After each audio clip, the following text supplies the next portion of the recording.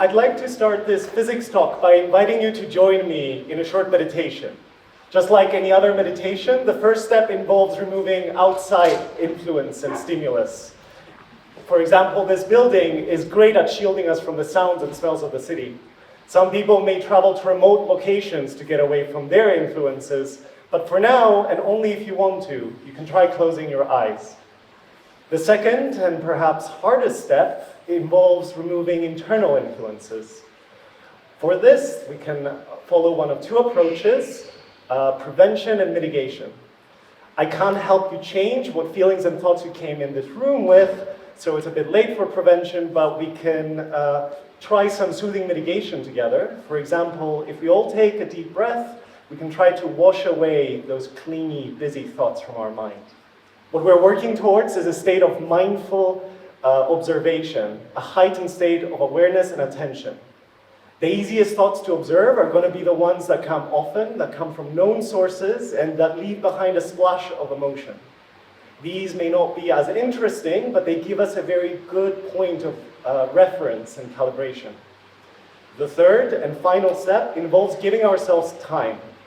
Time to gain the experience for preventing and removing this noise.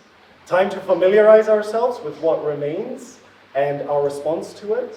And time to capture elusive thoughts, whose existence we may feel abundantly through indirect and subtle ways, but whose specific nature we can only speculate on. This is the dark matter meditation, and its steps don't only apply to living matter, but they also apply to the kinds of experiments that physicists like me use to study the universe. Particles go through our detectors just like thoughts through your mind, and in the place of feelings, we record electrical signals that tell us exactly where and how a particle interacts with our detector. So we put these experiments deep underground and in water tanks, shielding them from outside influences in the form of cosmic rays or nuclear decays. We use the purest material and continuously clean and purify it in order to remove internal influences.